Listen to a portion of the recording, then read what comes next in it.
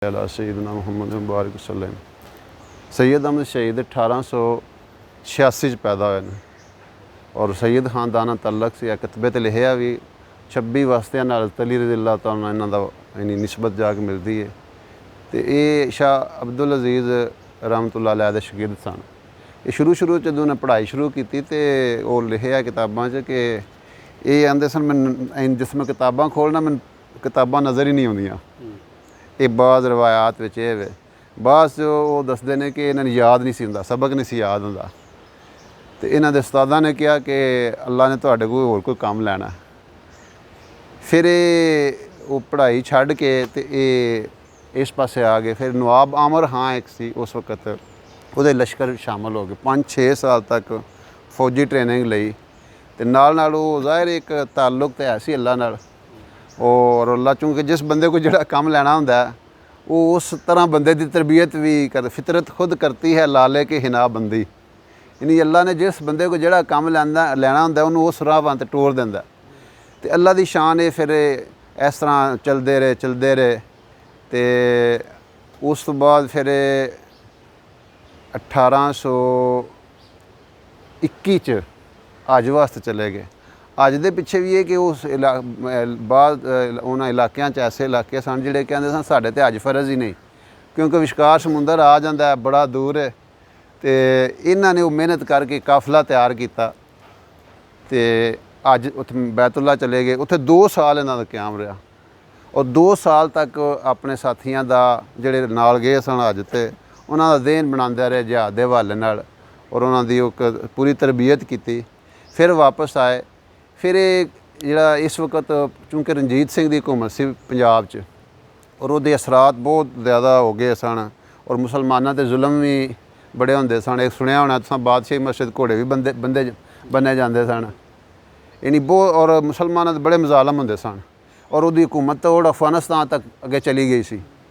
उस तो बाद फिर होया है कि इन्होंने ये प्लान किया उत्थों वापस आके कि इन्हां दे खिलाफ असीं सिखां दे खिलाफ जिहाद करिए तो मरकज़ अपना पेशावर बनाइए। इत्थों शायद इस वजह से कि इत्थों ज़्यादा तावन की उम्मीद सी ते इत्थों निकल के फिर आहिस्ता आहिस्ता पंजाब वल मूव किया जाए। ये जो काफिला चलिया ना उत्थों थोड़े सन सैकड़ों लोग सन, कोई हज़ारां दे हिसाब नहीं सी लश्कर, बिल्कुल थोड़े सन लोग। जदों देवबंद पहुँचे ने ना, देवबंदी सर जिथे मौजूदा दारुल उलूम देवबंद है, उत्थे इन्हां नमाज पढ़ी और उत्थे अल्लाह पाक ने इन्हां ते कल खोली। उन्हें कि यह जी जगह है ना इत्थों मैनूं महसूस हो रहा कि किसी वक्त इल्मे नबूवत के चश्मे उबलते और इत्थों अल्लाह का दीन और अल्लाह का कुरान और वही इलाही की तालीम ने इत्थों पूरी दुनिया ही फैले दी। वो जगह जिथे उन्हें नमाज पढ़ी सी ये जो शाह इस्माइल शहीद सैयद अहमद शहीद शाह इस्माइल शहीद इन्हां दे मुरीद सन। सैयद अहमद शहीद दे मुरीद सन क्योंकि वो वैसे भी छोटे सन अपना हालांकि ये छोटे सन, इन्हां दी उम्र थोड़ी सी। 1879 शाह इस्माइल शहीद पैदा होए, इन्हां दी तारीख पैदाइश 1886 है। फिर अल्लाह की शान ये टुर पे इत्थे आके ते इत्थे एक सरदार सी जिहड़ा अपना पेशावर यार मुहम्मद खान, उसने इन्हां नाल बड़ा कापरेट किया। लेकिन बाद विच वो भी रणजीत सिंह नाल मिल गया और वो खैर बाद विच वो भी एक जंग के दौरान हलाक हो गया। उस तो बाद फिर इन्हां ने यानी 2 जंगां वड्डियां होईयां ने, एक हिजरो के मुकाम पर हुई, एक कोड़ा हटक के मुकाम पर नशहरे हुई है। तो उहदे विच इन्हां नूं अल्लाह पाक ने फतह दी। उस तो बाद फिर लोग इन्हां नाल रलदे चले गए। फिर लश्कर बहुत वड्डा हो गया, तकरीबन 80,000 का लश्कर हो गया। उत्थों फिर इन्हां ने हुकूमत जिहड़ी सी ना पेशावर दी वो इन्हां दे हवाले कर दित्ती सुल्तान मुहम्मद खान दे। उहदे बदले इन्हां नूं काफ़ी उन्होंने पैसे दिते। उन्हां दा मकसद ये सी कि चलो जिहाद विच इस्तेमाल होण दे।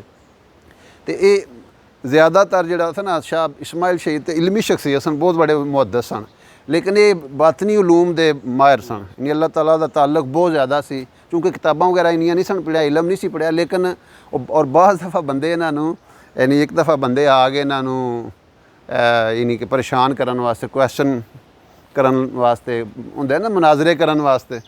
तो जदों शाह इस्माइल शहीद नाल मिलदे सन वो तो पूरा जवाब दिंदे सन, उन्होंने मुतमिन करते सन इल्मी लिहाज नाल। तो उन्हें कहा जी हुण इन्हां कोल चलने इन्हां कोल सवाल पुछने आ। तो सवाल पुछना शुरू किए उन्हें। इन्होंने ना पहला नहीं उन्होंने पता सी मेरे जलील करना इन्हां दा मकसद है। ਮਕਸਦ ਇਹਨਾਂ ਦਾ ਜਿਹੜਾ ਹੁੰਦਾ ਨਾ ਜੀ, ਇੱਕ ਹੁੰਦਾ ਸਵਾਲ ਦਾ ਜਵਾਬ ਹੁੰਦਾ, ਸਵਾਲ ਦਾ ਹਮੇਸ਼ਾ ਜਵਾਬ ਹੁੰਦਾ, ਇਤਰਾਜ਼ ਦਾ ਕੋਈ ਜਵਾਬ ਨਹੀਂ ਹੁੰਦਾ। ਜਿਹੜੀ ਤਨਕੀਦ ਲੋਕ ਬੰਦਾ ਜਿਹੜਾ ਆਮ ਮਨਾਜ਼ਰੇ ਹੁੰਦੇ ਨੇ ਨਾ, ਉਹ ਇਤਰਾਜ਼ਾਤ ਹੁੰਦੇ ਨੇ, ਤੇ ਇਸ ਵਾਸਤੇ ਹਮੇਸ਼ਾ ਸਵਾਲਾਂ ਦੇ ਜਵਾਬ ਹੁੰਦੇ ਨੇ, ਇਤਰਾਜ਼ ਦਾ। ਇਸ ਵਾਸਤੇ ਬਹਿਸ ਤੋਂ ਆਉਂਦੇ ਨੇ ਨਾ, ਗੁਰੇਜ਼ ਕਰਨਾ ਚਾਹੀਦਾ। ਉਹ ਅੱਲਾ ਦੀ ਸ਼ਾਨ ਉਹ ਸਵਾਲ ਕਰਨ ਲੱਗ ਪਏ। ਸਵਾਲ ਦੋ ਕਿਸਮ ਦੇ ਉਹਨਾਂ ਕੀਤੇ, ਇੱਕ ਹੁੰਦੇ ਨੇ ਮਨਕੂਲਾਤ, ਇੱਕ ਹੁੰਦੇ ਨੇ ਮਾਕੂਲਾਤ। ਮਨਕੂਲਾਤ ਉਹ ਚੀਜ਼ਾਂ ਹੁੰਦੀਆਂ ਜਿਹੜੀ ਕੁਰਾਨ ਹਦੀਸ 'ਚ ਹੋਣ, ਔਰ ਮਾਕੂਲਾਤ ਉਹ ਚੀਜ਼ਾਂ ਹੁੰਦੀਆਂ ਨੇ ਜਿਹੜੀਆਂ ਕਿ ਐਸਟਰੋਨਮੀ ਹੈ, ਤੁਹਾਡਾ ਮੈਥ ਹੈ, ਇਸ ਤਰ੍ਹਾਂ ਹੋਰ ਜਿਹੜੀ ਫਲਸਫਾ ਹੈ, ਇਹ ਸਾਰੀਆਂ ਚੀਜ਼ਾਂ ਨੇ ਮਾਕੂਲਾਤ, ਇਹਨਾਂ ਨੂੰ ਆਉਂਦੇ ਨੇ।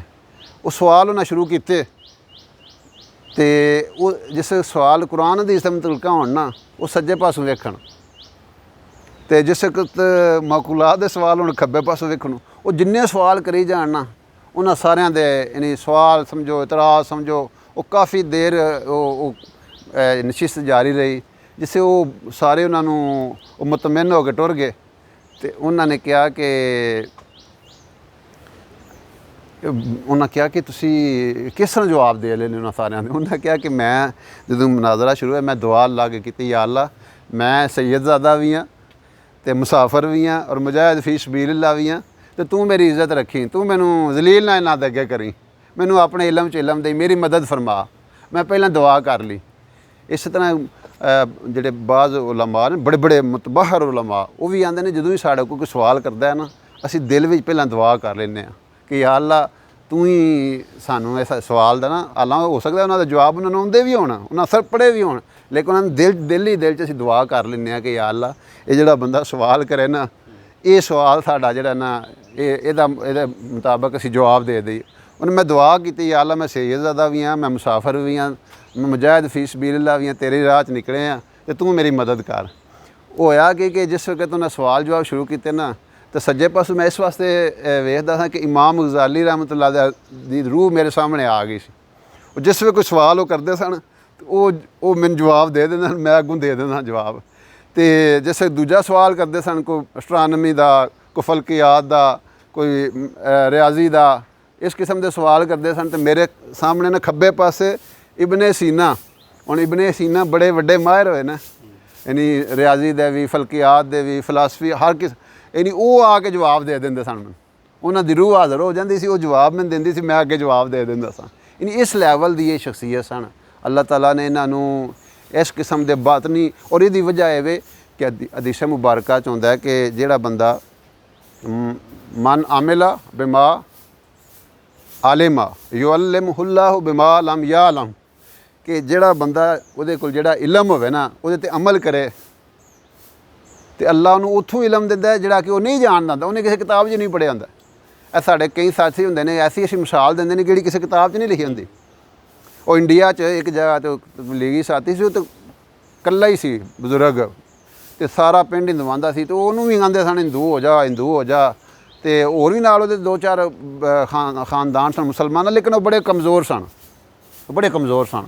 ਉਹਨਾਂ ਕਿਹਾ ਕਿ ਇਹਨਾਂ ਨੂੰ ਹਿੰਦੂ ਕਰੋ, ਉਹ ਮਗਰ ਲੱਗੇ ਰਹੇ। ਇੱਕ ਦਿਨ ਉਹਨਾਂ ਕਿਹਾ ਜੀ ਠੀਕ ਹੈ, ਉਹ ਸਾਰੇ ਜਿੰਨੇ ਸਨ ਮੁਸਲਮਾਨ, ਉਹਨਾਂ ਕਿਹਾ ਅਸੀਂ ਹਿੰਦੂ ਹੋ ਜਾਣ। ਇਹ ਹੁਣ ਬਾਬੇ ਹੋਰੀ ਜਿਹੜੇ ਸਨ ਨਾ, ਇਹ ਬੜੇ ਪਰੇਸ਼ਾਨ, ਇਹਨਾਂ ਦਾ ਦੀਨ ਦਾ ਦਰਦ ਸੀ। ਆਂਦੇ ਸੀ ਯਾ ਅੱਲਾ, ਇਹਨਾਂ ਨੂੰ ਮੈਂ ਕਿਸ ਤਰ੍ਹਾਂ ਸਮਝਾ। ਉਹ ਸਾਰੀ ਰਾਤ ਨਹੀਂ ਸੁੱਤੇ। ਅਗਲੇ ਦਿਨ ਜਿਹੜਾ ਟਾਈਮ ਤੈਅ ਹੋਇਆ ਸੀ ਨਾ ਕਿ ਤੁਸੀਂ ਆਉਣਾ, ਤੇ ਸਾਡੇ ਜਿਹੜੇ ਨਾ ਇਹਨਾਂ ਨੂੰ ਬੰਦਿਆਂ ਨੂੰ, ਉਹਨਾਂ ਕਿ ਮੈਂ ਇਹਨਾਂ ਨੂੰ ਕਿਸ ਤਰ੍ਹਾਂ ਸਮਝਾ। ਉਹ ਅੱਲਾ ਦੀ ਸ਼ਾਨ, ਸਾਰੀ ਰਾਤ ਅੱਲਾ ਕੇ ਦੁਆਵਾਂ ਮੰਗਦੇ ਰਹੇ, ਯਾ ਅੱਲਾ, ਮੈਨੂੰ ਕੋਈ ਐਸੀ ਦੱਸ ਕਿ ਮੈਂ ਇਹਨਾਂ ਨੂੰ ਸਮਝਾ ਲਾਂ, ਔਰ ਇਹ ਬਾਜ਼ ਆ ਜਾਣੇ, ਹਿੰਦੂ ਨਾ ਹੋਣ। ਉਹ ਜਿਸ ਸਾਰੇ ਉਹਨਾਂ ਦੇ ਪੰਡਤ ਆ ਗਏ, ਉਹ ਇਕੱਠੇ ਹੋ ਗਏ, ਤੇ ਉਹ ਅੱਲਾ ਪਾਕ ਨੇ ਉਹਨਾਂ ਦੇ ਦਿਲ 'ਚ ਗੱਲ ਪਾਈ ਇੱਕ। ਉਹਨਾਂ ਆਖਿਆ ਗੱਲ ਸੁਣੋ, ਤੁਸੀਂ ਤਾਂ ਹਿੰਦੂ ਹੋ ਹੀ ਨਹੀਂ ਸਕਦੇ। ਉਹਨਾਂ ਆਖਿਆ ਅਸੀਂ ਕਿਉਂ ਨਹੀਂ ਹੋ ਸਕਦੇ। ਉਹਨਾਂ ਆਖਿਆ ਤੁਸੀਂ ਤਾਂ ਸੁਨਤੀ ਬੈਠੇ ਹੋ, ਜਿਹੜਾ ਸੁਨਤੀ ਬਹਿ ਜਾਓ, ਉਹ ਤਾਂ ਨਹੀਂ ਕੋਈ ਮਜ਼ਹਬ ਬਦਲ ਸਕਦਾ। ਸੋ ਗੱਲ ਹੈ ਕਿ ਹੁਣ ਇਹ ਕਿਸੇ ਕਿਤਾਬ 'ਚ ਗੱਲ ਨਹੀਂ ਨਾ ਲਿਖੀ। ਅਮਰੀਕਾ ਜਮਾਤ ਗਈ, ਅਤੇ ਉੱਥੇ ਅਮੀਰ ਸਾਹਿਬ ਨੂੰ ਉਹਨਾਂ ਕੋਈ ਆ ਗਿਆ ਇੰਜੀਨੀਅਰ, ਅਮਰੀਕਨ ਕ੍ਰਿਸਚਨ ਸੀ। ਉਹਨਾਂ ਕਿਹਾ ਤੁਸੀਂ ਸਾਨੂੰ ਕੀ ਆਂਦੇ ਹੋ, ਅਸੀਂ ਤਾਂ ਅੱਗੇ ਮੁਸਲਮਾਨ ਈਸਾਈ ਹਾਂ, ਅਹਿਲੇ ਕਿਤਾਬ ਹਾਂ, ਈਸਾ ਅਲੈਹਿ ਸਲਾਮ ਨੂੰ ਮੰਨਦੇ ਹਾਂ, ਤੁਸੀਂ ਸਾਨੂੰ ਬਾਰ-ਬਾਰ ਆਂਦੇ। ਉਹਨਾਂ ਆਖਿਆ ਗੱਲ ਇਹ ਨਹੀਂ। ਉਹਨਾਂ ਆਖਿਆ ਕਿ ਇਹਨਾਂ ਨੂੰ ਨਾ, ਅੱਛਾ ਉਹ ਅਮੀਰ ਸਾਹਿਬ ਨੂੰ ਪੜ੍ਹ ਸਨ, ਅਤੇ ਉਹ ਯਾਨੀ ਤਰਜਮਾਨ, ਉਹਨਾਂ ਕਿਹਾ ਜੀ ਇਹ ਪਿਆਂਦਾ ਜੇ। ਉਹਨਾਂ ਕਿਹਾ ਇਹਨੂੰ ਆਖ ਵੀ ਡਾਲਰ ਤੋਂ ਪਹਿਲਾਂ ਕਿਹੜੀ ਕਰੰਸੀ ਸੀ। ਉਹਨਾਂ ਆਖਿਆ ਜੀ ਇਹ ਕਰੰਸੀ। ਉਹਨਾਂ ਆਖਿਆ ਹੁਣ ਇਹ ਕਰੰਸੀ ਲੈ ਕੇ ਬਾਜ਼ਾਰ ਜਾਓ, ਅਤੇ ਇਹ ਚੱਲ ਜਾਏਗੀ। सौदा लभ जाए। उन्हें आख्या हुण तो नहीं चलती है। उन्हें आख्या ये असीं आने कि सारे अंबिया हक ने, असीं सारे नबियां ते ईमान लिआने, असीं तुहाडे नालों वड्डे साई हाँ क्योंकि असीं ईसा अलैहिस्सलाम नूं मनने आ। असीं ईसा अलैहिस्सलाम नूं मनने आ, तुसीं ईसा साडे नबी नूं नहीं मनदे। और जिस तरह आंदे ना कोई मनाजरा हो गया ना हिंदुआं दा, अपना यहूदियां दा, ईसाइयां दा ते मुसलमानां दा, ते ओह मुसलमान दा एंड रिजल्ट ये कड्ढिया जवाब। उन्हें आख्या गल सुनो, जे ते यहूदी जन्नत में जान देना ते असीं भी जाना। ਉਹਦੀ वजह है कि असी यहूदी भी मूसा अलैहिस्सलाम नूं मनदे ने, असीं भी मूसा अलैहिस्सलाम नूं मनने, असीं भी जन्नतां च टुर जाना। जे ईसाई जन्नत में गए ना तो असीं भी टुर जाना क्योंकि असीं ईसा अलैहिस्सलाम नूं मनने आ। उन्हें आख्या तो जे असीं जन्नत में गए फिर इन्हां दुआ नहीं जाना। ਉਹਦੀ वजह है कि असीं तो ईसा अलैहिस्सलाम नूं मनने आ, मूसा अलैहिस्सलाम नूं मनने आ, तो मुहम्मद रसूलुल्लाह सल्लल्लाहु अलैहि वसल्लम दे असीं फॉलोवर हाँ, तो ये नहीं मनदे, ये नहीं जाते फिर जन्नतां च। सो गल है कि उन्हें कहा जी हूँ ये करंसी नहीं चलती, हूँ ईसा अलैहिस्सलाम सारी करंसी क्लोज हो गई है, हूँ करंसी चलनी है रसूल पाक अलैहिस्सलातु वस्सलाम वाली। वो अल्लाह की शान हो, इस गल ते मुसलमान हो गया। तो वह बाबे की इस गल ते वो सारे डट गए। उन्हें आख्या जी अगर बाबे की गल बिल्कुल ठीक है, बाबे री अगर आंदे ना कि असीं सुनती बैठे हैं तो असीं नहीं होने देना, डट गए। सो गल है कि अल्लाह पाक ने सैयद अहमद शहीद नूं बहुत ज़्यादा इन्हीं रूहानी तौर पर अल्लाह रब्बुल इज़्ज़त नाल बहुत ज़्यादा अटैच सन। अल्लाह ने उलूम गोया कि उलूम मारफ के बूहे खोले सन उन्होंने। इस वास्ते ये माशाअल्लाह फिर ये 1826 मूवमेंट चली, ये आए और इत्थे फिर अल्लाह ताला ने इन्होंने फतवा, फिर उत्थों ये टुरे इधर आए हज़ारा डिवीजन च, पेशावर चों काफले लैके इत्थे फिर बड़ी वड्डी जंग हुई क्योंकि इत्थे लोकल लोगों ने तावन ना किया इन्हां नाल। वो हिसाब हो गया करबला वाला ही गोया हिसाब हो गया। यानी इस उम्मत ने बड़ियां करबलावां वेखियां भी करबला ही सी कि मुकामी लोगों ने गद्दारी की, उन्होंने नाल रल गए सिखां नाल, इत्थे बड़ी वड्डी जंग हुई। फिर बंदे ज़ाहिर वो कोई बंदे वापस चले गए जिहड़े है सन उन्हां दी। फिर ये फिर 6 मई 1831 यानी इन्हां दी शहादत है। लेकिन ये कि शहीद तो हो गए उन्हें, शहीद की जो मौत है वो कौम की हयात है। ये पाकिस्तान की असल बानियाँ जो है समझ लो, यानी इन्होंने इस वास्ते मुतालिया पाकिस्तान विच इन्हां दे बारे आगाज़ इत्थों ही है जिथे पाकिस्तान की शुरू होने की वजूहात ने ना, जिहड़े बुनियाद, बल्कि कायदे आज़म ने कहा जो पाकिस्तान की बुनियाद उदों ही रखी गई थी जो पहला इत्थे मुसलमान होया सी हिंदुस्तान च। सो गल ये कि इन्हां लोगों ने असल च पाकिस्तान की बुनियाद रखी है। यानी इन्होंने एक पब्लिक का ज़हन बनाया और अंग्रेज़ के खिलाफ और सिखां के खिलाफ। यानी उस वक्त अंग्रेज़ भी आ गए सी सिखां दे नाल, अंग्रेज़ां ने भी जिहड़ा ना इन्हां दे इन्नी कोआपरेट कीता सी जंग विच ना, यानी सैयद अहमद शहीद के खिलाफ। सो ये कि इन्हां ने वो बुनियाद रखी। फिर आहिस्ता आहिस्ता अगे तहरीकां चलियां, फिर अगे देओबंद बनया, फिर सर सैयद दी तहरीकां, वो सारे फैक्टर। और फिर अगे अल्लामा इकबाल का एक तसव्वुर सी, फिर कायदे आज़म ने उसनूं अमली शक्ल जिहड़ी एक लैके आए ना। ये बुनियादी तौर पर ये काम इन्हां ने इन्हां दे खून नाल ही जो है, खून नाल एक ये बाग जिहड़ा ना इहदी आबियारी होई सी। और वो एक वक्त आया 1947 विच, फिर अल्लाह रब्बुल इज़्ज़त ने एक खिता अलहदा बना दिता जिहड़ा कि अज सारी दुनिया वास्ते एक, यानी सारी दुनिया दा जिन्नियां भी इस्लामी तहरीकां ने, यानी जिन्ना जिहड़े मराकज़ ने वो पाकिस्तान च ने ना जी। जिन्नी भी अल्लाह पाक ने पाकिस्तान को कम लिया कि दीनी एक तरवीज नाल तबलीग दे वाला ना भी मरकज़ पूरी दुनिया दा, सारी दुनिया जिन्ना इत्थों कम हुंदा है। और जिहड़े लोग बाहरों आउंदे ने वो आके वाकई आंदे जी पाकिस्तान इस्लाम दा किला है। सो ये लोग जिहड़े ने सैयद अहमद शहीद जे लोग, शाह इस्माइल शहीद जे लोग, और फिर जिन्ने भी उलमा ने जिन्हां ने फिर वो जंगे आज़ादी विच इन्हां लोगों का बड़ा रोल है उलमा दा अंग्रेज़ के खिलाफ। यानी उन्होंने एक फ़ज़ा बना दी है। रोश उहदे शिकस्त हो गई, लेकिन ज़ाहिर है हमेशा फ़ाइना माल उसरे युसरा, तंगी तो बाद ही आसानी होंदी है, तकलीफ़ां तो बाद ही राहत मिलती है, कुर्बानियां तो बाद ही कोई चीज़ बंदे नूं हासिल होंदी है। इन्हां लोगों ने फिर वो वर्किंग की, मेहनत की, और फिर उलमा ने वो इलमी लिहाज नाल एक रुख ते मेहनत हुई। दुनियावी तालीम नाल सर सैयद ने काम किया और दीनी हवाले नाल देओबंद की बुनियाद रखी गई। उत्थों फिर अल्लाह ताला ने यानी वो एक मंबा सी, एक चश्मा सी जित्थों कि सारे दा सारा जिहड़ा ना एक सिलसिला शुरू हो गया। और उस तो बाद फिर अल्लाह ताला ने यानी एक अमली तौर पर सो अल्लाह पाक इन्हां हस्तियां ते अपनियां करोड़ां रहमतां नाज़िल फरमाए। इन्हां लोगों ने अपनी जान दे के, देखो ना कुछ बंदे होंदे ने जिहड़ा अपना यानी बाप पिसदा है ना ते अगे नस्ल चलदी है। एक वेखो ना किन्ने पत्थर टुटदे ने और उन्हां दे किन्ने रूलर चलदे ने, फिर जाके सड़क बनदी है। दुनिया लखां करोड़ां बंदे उस सड़क ते जिहड़े ने चलदे ने। इस तरह ये लोग ऐसे ने, ये हस्तियां, ये शख्सियात जिहड़ियां ने। और अल्लाह ताला ने इस उम्मत दी जिहड़ी है ना जी, ये इस हवाले नाल मिट्टी बड़ी यानी ज़रखेज़ है कि हर दौर च बाकी जिहड़ियां कौमां ने उन्हां दी कोई इक्का दुक्का शख्सियात ने।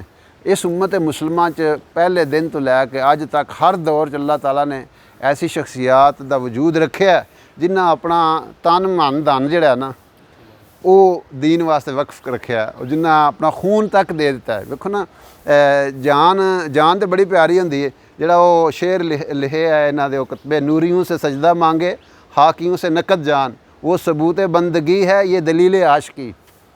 नहीं फरिश्ते तो लगे ने हर वक्त रुकू सजदे ते, वो आंदे ने या लै साडी बंदगी है। और जिहड़ा आशिक है, जिहड़ा अल्लाह दे आशिक ने, वो अल्लाह वास्ते जान तक दे देंदे ने। आंदे ने या ये जान भी या अल्लाह तू ही दित्ती है, ये जान भी तेरे वास्ते यानी असी कुर्बान कर देने। और फिर वो जिहड़े जान दे, वो जान असल देंदे नहीं, वो हमेशा वास्ते जिंदा हो जाते हैं और वो जनता चले जाते हैं। सो ये कि अल्लाह ताला इन्हां हस्तियां ते अपनियां रहमतां बरसाए और सानू भी इन्हां लोकां दे नक्शे कदम ते चलण दी तौफीक दे, जिस तरह इन्हां लोकां ने दीन वास्ते अपना सब कुछ ला दिता।